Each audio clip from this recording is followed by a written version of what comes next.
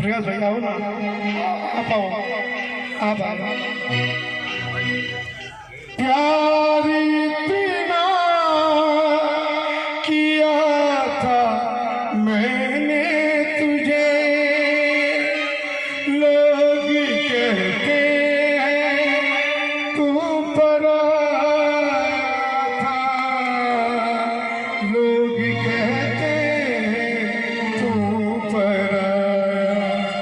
ऐ मेरे यार लौट कर आजा रे, बिन तेरे जिंदगी अधूरी है।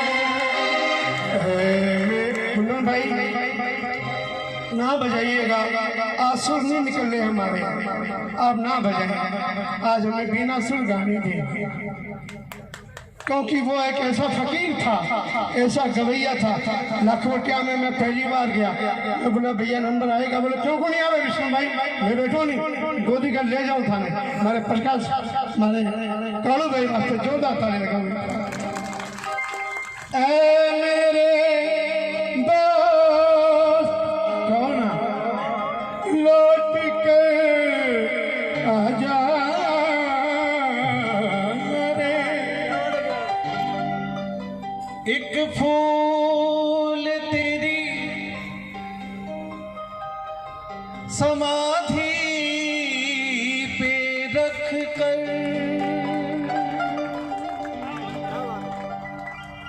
पूजूंगा तुझको जिंदगी,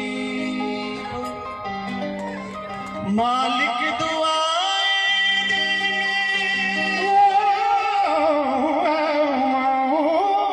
मालिक दुआएं देंगे तुझको हमेशा। मेरे ये आंसू मेरी बेजुबानियां, हे मेरे दोस्त लौट के आजा, बिन तेरे जिंदगी अधूरी है। हे मेरे दोस्त लौट के आजा, बिन तेरे जिंदगी अधूरी है। आके तू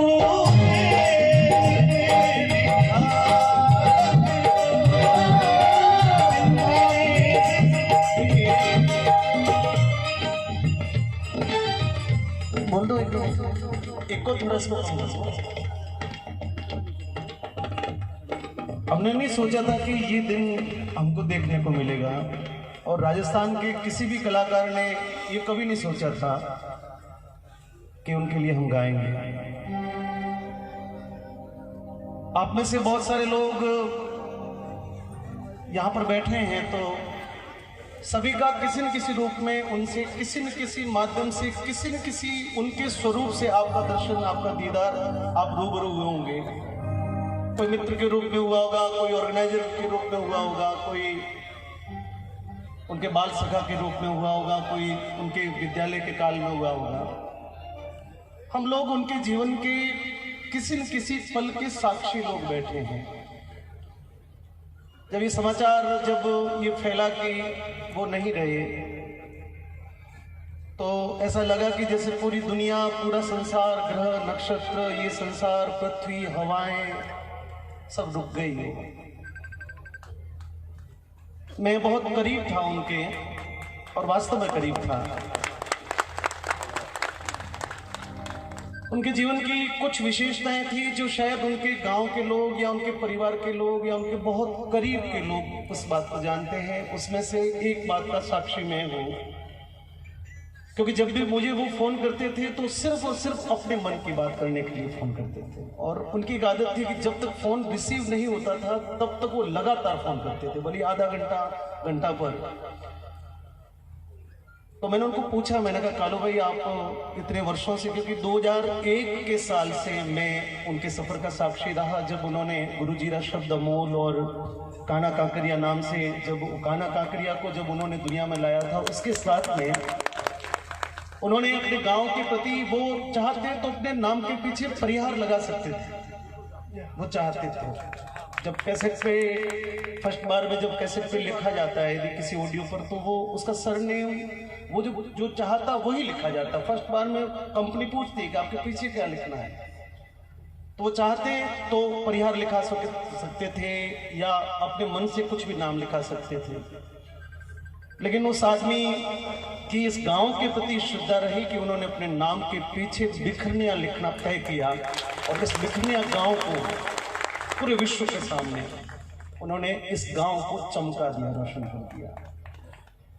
उसके बाद में उनकी दूसरी जो विशेषता थी कि उन्होंने अपने शुरुआती दौर में जो कुछ कमाया वो सब अपने परिवार के लिए, अपनी बहनों की शादियां की, अपने बहनों की शादियां की, उनके बाद में अपने भाइयों को सेटल किया। और इस पूरे कार्यकाल में उनके जीवन के लगभग 15 वर्ष बीत गए। उन्होंने जो कमाया, जो मिला उन्होंने, और 2-3 कार्यक्रम का साक्षी रहा, क्योंकि उनकी बहन का जब विवाह था तो मैं उस कार्यक्रम में था। यहाँ हमारे साहब के यहाँ पर, ठाकुर साहब के यहाँ पे उसका कार्यक्रम रखा गया। 2 वर्ष पहले उनके पिताजी शांत हुए, तब हम माता जी उस जागरण में हम आए, तो उसको भी उन्होंने पूर्व कर्तव्य रूप से निभाया। और फिर अभी लॉकडाउन में उन्होंने कहा कि प्रकाश भाई बहुत सुख के दिन जब आए थे तो ये कोरोना नाम का ये दैत्य जो आया वो मेरे जीवन को बहुत मुश्किल में डाल गया। मैं कभी कभी पूछता था, मैंने कालू भाई आपको कुछ भी आवश्यकता हो, निसंकोच आप किसी और को कहें ना कहें, आपका मन हो, लेकिन मुझे जरूर कहिएगा कि मैं क्या कर सकता हूँ आपके लिए। आप सभी मित्रों को एक बहुत बड़ी बात में, आप ताली अभी ना बजाएं, लेकिन इसके बाद में उनके लिए ताली जरूर बजाएं कि वो आदमी इतना स्वाभिमानी था, वो आदमी इतना अपने मन से इतना स्वाभिमानी था कि उसने अपने घर के लिए या अपने परिवार के लिए किसी के आगे हाथ नहीं फैलाया। उसने किसी के सामने अपने हाथ को यूं नहीं किया। उसको लगता था कि जो मुझे मिलेगा मेरी मेहनत से मिलेगा, जो मुझे गाने के बाद में मिलेगा या मुझे मेरे गायन के बाद में मुझे तोहफा मिलेगा, उस पर मेरा अधिकार हो सकता है, लेकिन मैं अपनी प्रसिद्धि का, मैं अपनी योग्यता का या मैं अपने परिचय का मैं किसी भी प्रकार से फायदा उठाऊं। मैंने उनको बहुत बार कहा। एक बार अभी लॉकडाउन में बोला गाड़ी में टायर नहीं है, मैंने कहा मैं भेज देता हूँ। बोले कि नहीं, मेरे को बहुत ज्यादा आवश्यकता पड़ेगी, जिस दिन मेरे किसी भी कार्य में मैं जब बस नहीं चलेगा प्रकाश भाई मैं उस दिन फोन करूंगा, उससे पहले मैं इस बात को नहीं करूंगा। ये अपने आप में एक कलाकार के लिए बहुत बड़ी कुंजी होती है। आप सभी लोग आए हो और वो ऊपर बैठा बैठा हम सभी को बहुत आराम से फकीर के जैसे वो हंसता हंसता हम सबको देख रहा है। ये मेरा विश्वास है, क्योंकि वो मौज में चला गया, वो मौज में चला गया और वो जीते जी मौज में था, वो जीते जी फकीर के रूप में था। किसी भी प्रकार के दर्द को उसने व्यक्त नहीं होने दिया, किसी भी पीड़ा को उसने लोगों के बीच में नहीं आने दिया। खुद के घर में, खुद के शरीर में किसी भी प्रकार की तकलीफ है, लेकिन उसने उस तकलीफ को लोगों के बीच में नहीं आने दिया। वो जीते जी फकीर था। और आज जहां पर भी है वहां से भी बहुत आराम से हंसते हुए हम सब लोगों को देख रहा है। उनका आशीर्वाद हम सभी पर बना रहे। और आप सभी लोगों ने इस परिवार के लिए जो श्रद्धा दिखाई है, उस श्रद्धा को सिर्फ आज नहीं, 2 दिन नहीं, महीने भर नहीं, मैं मानता हूं कि उसके लिए यदि सच्ची श्रद्धा हो तो ये बालक जब तक अपने पैरों पे खड़े नहीं हो जाएं तब तक बार बार संभालें, इनको फोन करें, इनकी कोई भी सुख दुख की बात करें, क्योंकि हमारा ये दायित्व बनेगा जब तक ये बच्चे अपने पैर पर खड़े होकर कुछ नाम नहीं कर ले, कुछ काम नहीं कर ले, तब तक हम सभी लोग इस यज्ञ में अपनी आहुति देंगे।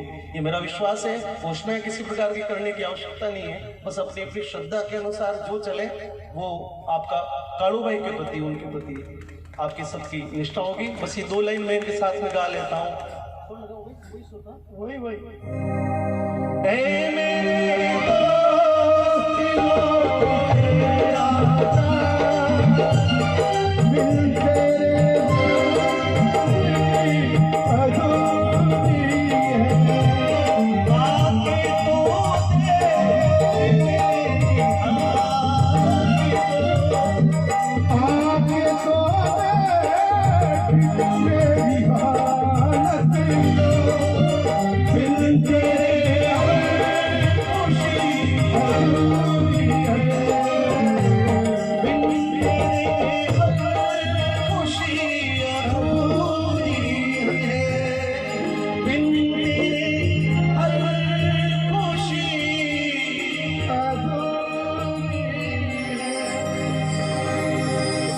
दलपत सिंह जी यहाँ बैठे हैं। लाखोटिया के कार्यक्रम में आप सभी लोगों को एक छोटी सी बात करके अपनी बात को मैं तो समाप्त करूंगा कि बहुत वर्षों तक लाखोटिया महादेव का जो राज्य स्तरीय राष्ट्रीय स्तरीय मेला होता है उसकी जो बिगनिंग है, उसकी जो शुरुआत है वो काड़ू भाई करते थे। सरस्वती वंदना उनके खाते में फिक्स लिखी होती थी, उनको याद है।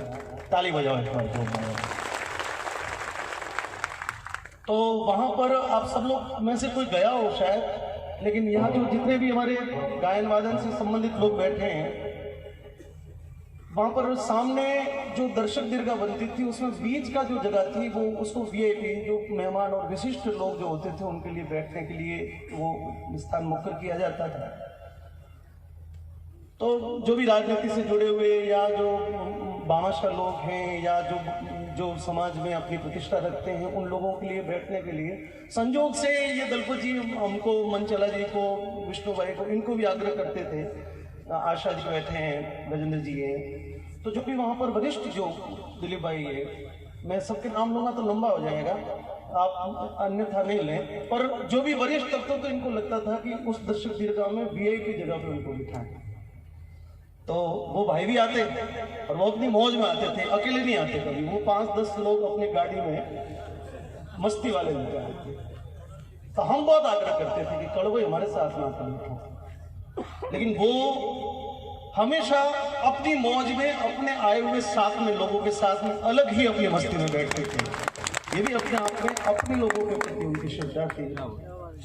और अभी जब यहाँ पर दलपत सिंह जी आए और हम लोग बैठे थे तो मैं सच कह रहा हूँ कि मेरा भी थोड़ा सा मानसिक अभी ये कोरोना के कारण से ठीक नहीं है।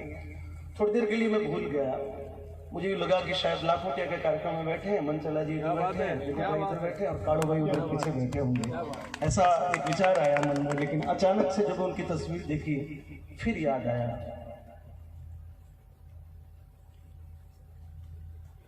कि वो कहीं नहीं थी, वो और बीच में जा रही है।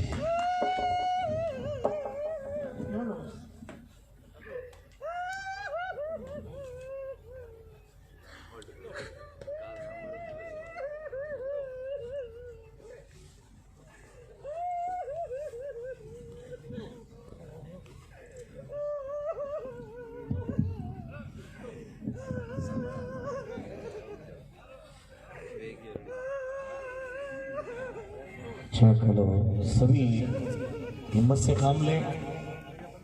और हम सब भजन गायक शैली से हैं, हम मंच पर भजन गाते हैं, दुनिया को कुछ ना कुछ बातें सिखाते हैं, तो कुछ हम लोग भी ग्रहण करते ही हैं। लेकिन आदमी का मन हमेशा बहुत कमज़ोर होता है और किसी का धैर्य जवाब दे जाता है। लेकिन हम जैसे आप भी होंगे, अभी तक भी विश्वास नहीं होगा कि काड़ू भाई आज हमारे बीच में नहीं है। मुझे नहीं लगता कि काड़ू भाई आज हमारे बीच में नहीं है, लेकिन मैं आप लोगों से निवेदन करता हूँ कि एक बार काड़ू भाई के लिए जोरदार तालियां बजा करो, साथ में कसम के श्रद्धांजलि दें।